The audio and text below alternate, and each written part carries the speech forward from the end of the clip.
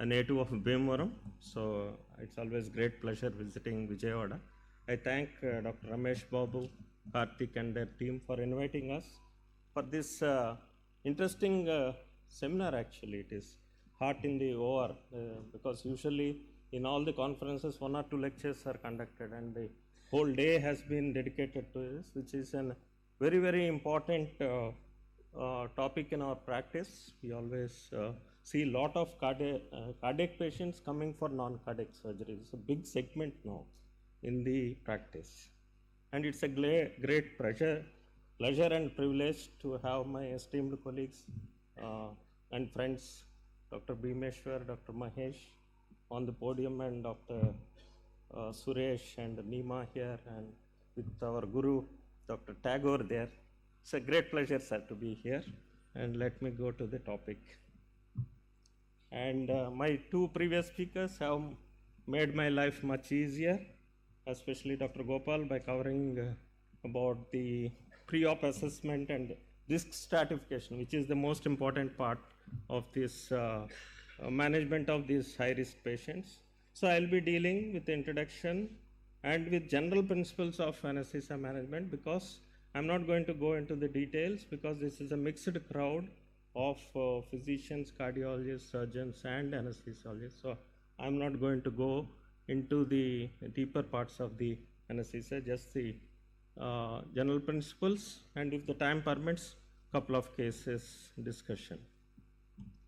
As already mentioned, there is a number of major surgeries performed worldwide are going up continuously, and the 30-day mortality associated with moderate to high risk patients is more than 2 to 5%, and cardiac complications are the most common cause of morbidity and mortality in the surgical patients in the perioperative period. This also increases the length of stay in the hospital and also the cost to the patient. Coming to the pathophysiology, why these patients demand a specialized anesthesia planning or peri-op planning? Because if a patient is having a coronary artery disease, there will be a supply and demand mismatch issues in the perioperative period, which can lead to a major cardiac events. Same way, if we are taking up a heart failure patient for a non-cardiac surgery, we have to manage the preload and afterload because they are sensitive to those, and also we should not be giving anesthetics which reduce the contractility. By doing so, we will be worsening the heart failure. So same way in the valvular lesions, we have to look at whether the patient is having a stenotic lesion or a regurgitant lesion. Based on that, we have to plan our anesthesia and fluid management. Same way, all these patients coming for non-cardiac surgeries, they are prone to arrhythmias. We may get a fresh onset atrial fibrillation or ventricular tachycardia, so we have to prevent, and if they occur, we have to manage. So this is about the gross principles.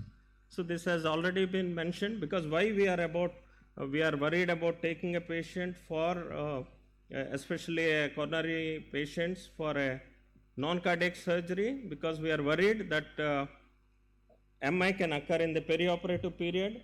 More than the instance on the table, it is for the first 48 to 72 hours, these patients are more prone for developing a major cardiac complication like having a MI.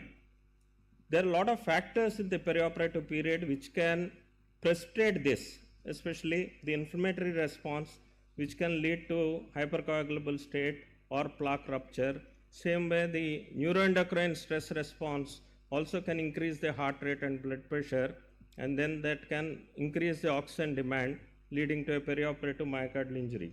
The inflammatory response can lead to hypercoagulable state, thrombosis, and then can lead to decreased oxygen delivery, precipitating a perioperative myocardial infarction. So our perioperative management, especially the coronary patients coming for non-cardiac surgery, has to do to prevent this or reduce the inflammatory response and the neuroendocrine stress response.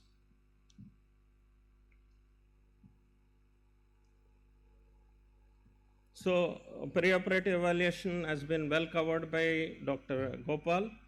We have to take a detailed history, and we have to estimate the functional capacity. We have to do the detailed physical examination, and appropriate investigations like echo, ECG, and the biomarkers have to be done, and if needed, a stress testing has to be done. If the patient is on having a device like a pacemaker or ASCT, then we have to interrogate the device and then do the appropriate management of the device. Coming to the risk stratification, various indices are there, and most common and popular indices index what we use commonly is the RCRA, which may not be the best, but I think currently available. It is one of the simpler ways of estimating the risk stratification. So in our center we tend to use the RCRA commonly, and we all know that the high risk cases are, not all cardiac cases are high risk cases. So the cases with a recent MI, unstable angina, decompensated heart failure, or a patient with a severe AS, or a patient with lower ejection fraction, these are the cases which are high risk conditions. And surgically also we have to divide the surgeries into low risk, intermediate, and high risk surgeries. This is about the RCRA index. If it is more than 3 risk factors are there, the risk of MACE, that is major adverse cardiac events incidence, is more than 5%. So these are the category of classification into low, intermediate, and high risk surgical risks. So the investigations, the management, everything should be based on the patient condition, that is whether patient is a high risk patient or a lower risk. The surgery is a high risk surgery or a lower risk surgery or intermediate risk surgery. You can't be doing all the investigations for a cataract surgery even if he is a high risk patient, because the chances of any adverse events are less in low risk surgery. So this is where we have to use our knowledge and the clinical experience to do what type of investigations, and we have to plan our perioperative planning based on the risk of the patient and the type of surgery.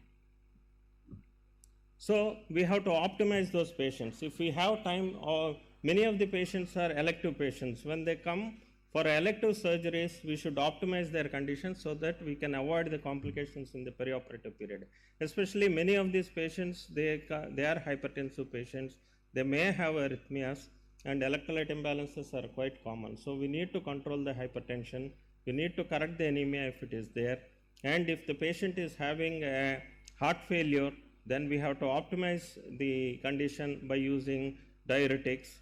If the patients are on beta blockers, we should continue the beta blockers in the perioperative period.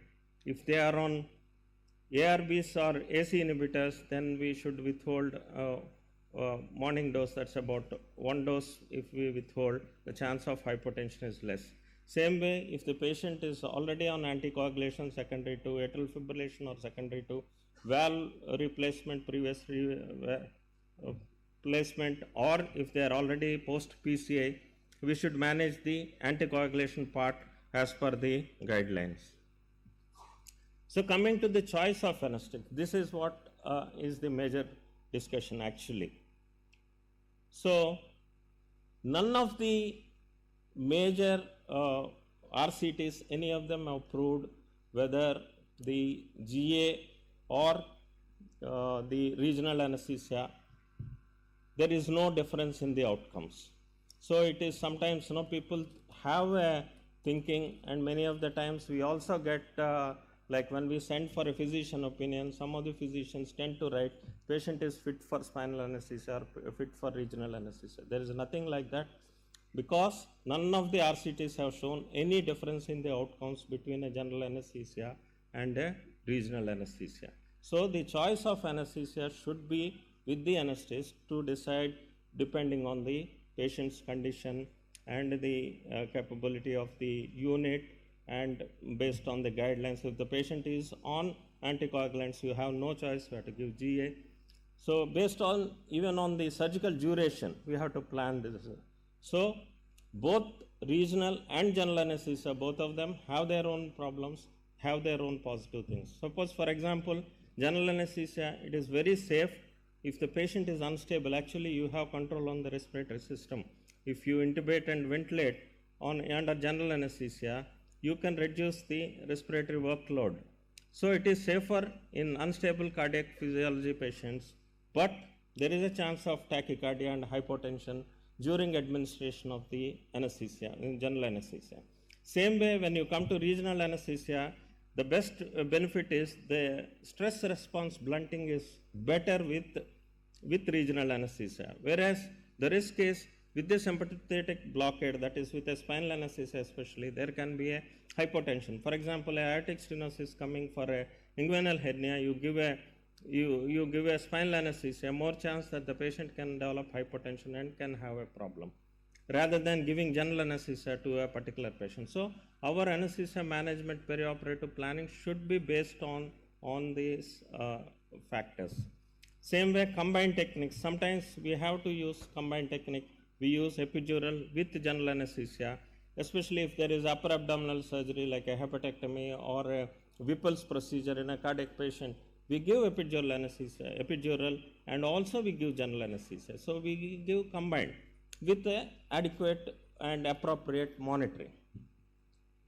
Same way, like Dr. Gopal has mentioned, these peripheral nerve blocks, especially the ultrasound guided blocks, have become safer and safer, and the expertise is increasing for the anesthesiologist. So we are able to give in very difficult cases where GA may pose additional cardiac risk to the patient.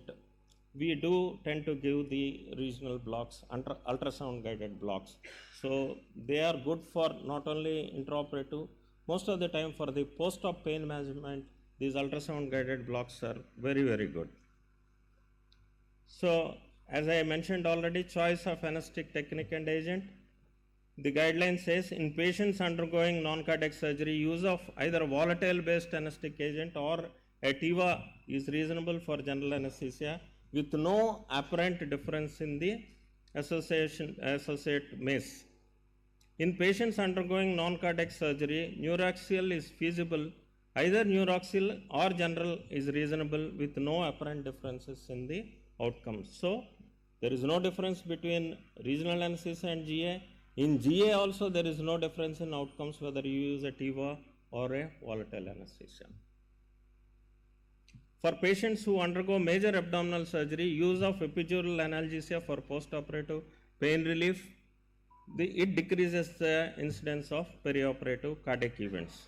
For patients with hip fracture waiting for surgical repair, nowadays we give block on arrival. If the patient is in pain, they give in the emergency itself the block to prevent the pain, which can precipitate a cardiac event in a already known cardiac patient. So most important thing is the monitoring. What makes difference is the monitoring. When the technique is not making much difference, what makes a difference is the monitoring. If you monitor the patient appropriately in a better way, you can prevent the events. For example, when compared to a NIBP, if you insert a arterial line, invasive arterial line, then you can get beat to beat blood pressure and you can detect the hypotension much earlier than in case of a NIBP. Same way, if you have a central venous catheter, you can administer the vasopressors and then you can prevent the hypotension and low cardiac output.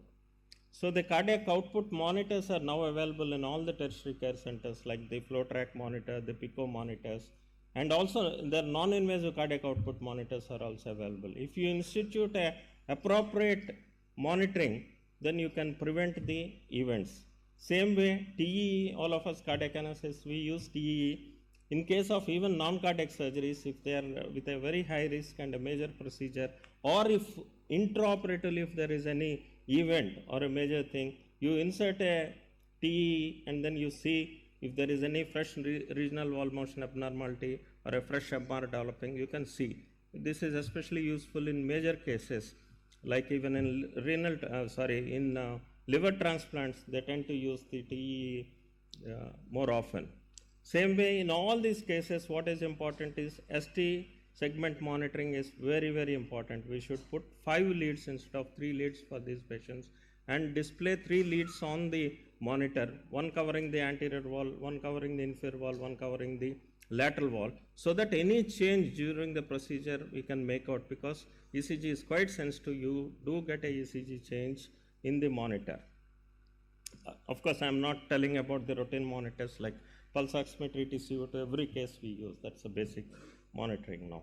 Only about the advanced monitoring, as and when appropriate, we should use.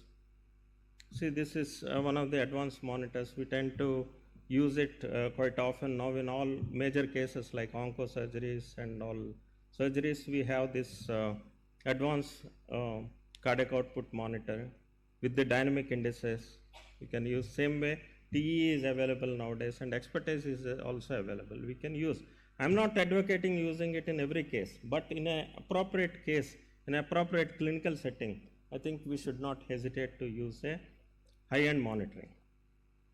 So now coming to the hemodynamic goals. Once you establish the monitoring, so each case, depending on what pathology they have, you have to have a hemodynamic goal. For example, if it is a coronary artery disease patient, we should avoid tachycardia and hypotension, and we should have a mean arterial pressure goal within 20% of the baseline. So we should also see that we don't increase the heart rate, because increase in heart rate is the worst thing you can do to a cardiac patient, especially coronary patient. That is what precipitates the perioperative MI. And as far as possible, we should preserve the sinus rhythm. Because the atrial kick is so important that every patient, we should try to maintain them in the sinus rhythm. Or if they lose the sinus rhythm or immediately they get into atrial fibrillation or something, we should make all efforts either by using appropriate medication like amiodarone or even cardioversion. We should convert as early as possible to the normal sinus rhythm. Same way, use of vasopressors with minimal heart rate impact, because when you need, if there is a hypotension, you start dopamine, then what happens is the heart rate increases. That can be jeopardizing the myocardial oxygen demand supply mismatch. So it is better to use agent like phenylephrine as a bolus, or an noradrenaline, or even vasopressin, which will not increase the heart rate. Same way, titration of the inotropes is also important. So coming to the induction strategies, goal is always to maintain adequate coronary perfusion, avoid tachycardia. So we tend to use in non-cardiac patients etomidate, which gives a more stable hemodynamics compared to propofol, and mostly our anesthesia will be balanced anesthesia, but based on the opioids like fentanyl, and now currently remifentanil is also available. We don't use high doses of propofol, especially in severe LV dysfunction, because they can develop hypotension, and we use lignocaine to blunt the laryngoscopy response. And pre-oxygenation is very, very important if they have a limited cardiopulmonary reserve. Coming to maintenance, we mostly use balanced anesthesia techniques using volatile agents and also opioids. We avoid agents causing tachycardia, especially ketamine. And volatile agents are safe, but we avoid deep anesthesia in patients with poor ejection fraction. Same way, TIVA, that is total intravenous anesthesia, is useful for a tight hemodynamic control. Opioids are very much useful for blunting the surgical response. And neuromuscular blockade, we tend to avoid the histamine releasing drugs like atracurium, which can precipitate a hypotension in case there is a histamine release. Now coming to airway and ventilatory management, we should try to avoid sympathetic surges during laryngoscopy. If it is a difficult intubation, we should use video laryngoscopy, and then we should ventilate with lower tidal volumes, maintaining pneumocapnia, and avoid the high PEEP in case of RV dysfunction. Coming to vasoactive strategies, based on the need, we should use vasopressors like norepinephrine. And if patients with low EF are coming for major surgeries, based on the cardiac output, we should either start them on dobutamine or milrinone. And we should avoid ephedrine because it tends to increase the heart rate. Coming to fluid management, cardiac patients, they don't tolerate either hypovolemia or even overload. So goal-based therapy should be used using dynamic indices like SVV, the stroke volume variation, and pulse pressure variation. Crystalloids are preferred, and we should try to avoid excess of saline. It is better to use vasopressors early rather than rushing fluid in cases of cardiac patients, especially with lower ejection fractions. Arrhythmias, as I mentioned earlier, we should as much as possible try to prevent them or correct them immediately, or do the rate control using beta blockers and amiodarone. Special situations, in case severe aortic stenosis, we should maintain adequate preload and increase the afterload. In case of severe MR, we should avoid bradycardia. This is one condition we prefer to have a tachycardia and maintain a forward flow. Coming to postoperative care, it is better to keep them in ICU for in case if there is a major surgery done in a patient with a known cardiac disease. In our unit, we tend to keep them for about 24 to 48 hours in the intensive care unit for better monitoring and early intervention. What happens is if they are in the ward, we tend to miss out on this one. So, and multimodal analgesia is administered, and we plan to do early mobilization and oxygen therapy. So, I will just go through a couple of cases because Karthik has asked me to put at least a couple of cases. I was discussing with my colleagues. I said I have to prepare some case scenarios. One of them suggested, why don't we discuss the cases we have done in the last couple of months. This is a case of acute coronary syndrome with a fracture of femur. On 18th November, this patient got admitted in a nursing home with a fractured femur, posted for PFN next day. But next day morning before the surgery, early morning, she developed left-sided chest pain and shifted to our hospital, and her ECG showed significant changes. And immediately she was administered loading dose of antiplatelets, shifted to cath lab, and coronary angiogram was done. Coronary angiogram showed severe left main with DVD. Echo showed severe LV dysfunction. IABP was inserted, and PCI was done immediately in the cath lab with two stents. One is LMC to LAD and to the circumflex. And but unfortunately, next day the patient developed limb ischemia, and IABP was removed. This is the ECG. You can see the acute changes have settled after the PCI. So it shifted to ward after 3 days from the ICU, but put on loading doses were given of both agents, then put on aspirin 150 milligrams because the patient's relatives were pestering us to do this surgery, and Clexane was started. After the multidisciplinary team meeting and high risk informed consent were posted for PFN, and facial ATA block was put in. Advanced hemodynamic monitoring we have put with BIS monitoring. We have planned for GA because the patient is on the anticoagulants, antiplatelet agents. GA was administered with fentanyl, etomidate, rocuronium, and propofol. Infusion was given and reversed with sugammadex. Extubated and shifted to patient in to ICU in stable condition. But later, after a few hours, she developed hypertension, and they have to start noradrenaline in the postoperative period. So these are the guidelines. We are not supposed to do, but because it's an emergency, even the patient is on antiplatelets, we are taken up. We don't have any choice, and we did it under GA with adequate advanced monitoring. These are the guidelines about the I'll stop with this last case.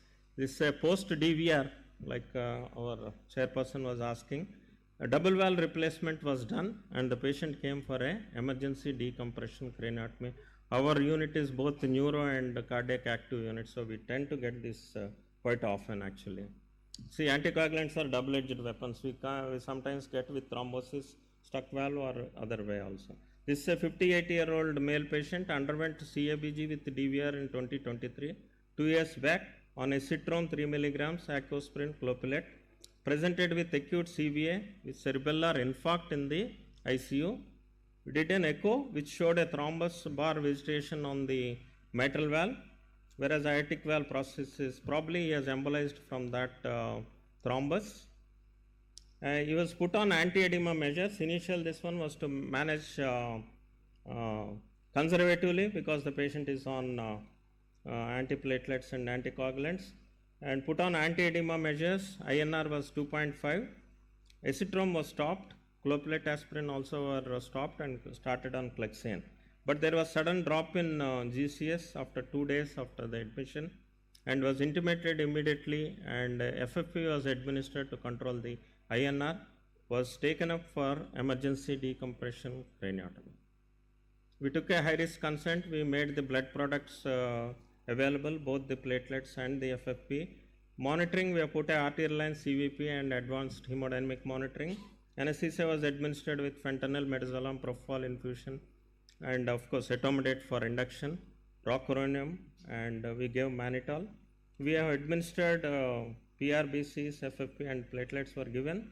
Postoperatively, the patient was ventilated. He needed noradrenaline. Tracheostomy was done. Probably the best thing would have been we should have done a TEG, that is thromboelastography, to see the coagulation parameters, but we don't have TEG at our unit.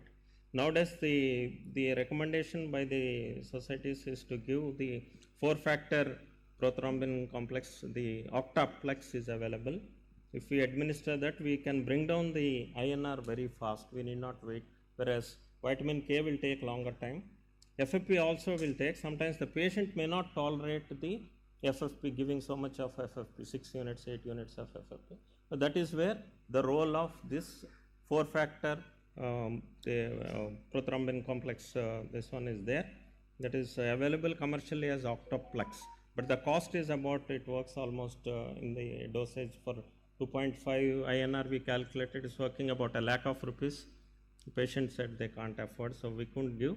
Probably in this case, TEG and 4-factor PCC would have been a useful addition. Later tracheostomy was done and he was on the ventilator. So I'll stop here. Thank you, and sorry I have exceeded the time. Thank you for your attention.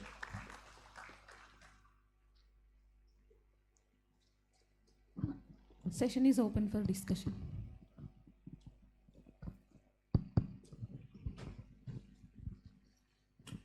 I'm a general surgeon. I'm Dr. Ravi Babu. I'm having a question for you. Yes. There is one particular patient who is having what is that chronic liver disease, end-stage disease, who needed cardiac liver transplantation. But on evaluation, it was found that on angiogram, it was found that he is having a double vessel disease, left anterior descending and then circumflex. And also in RCA, there is a lesion, but functional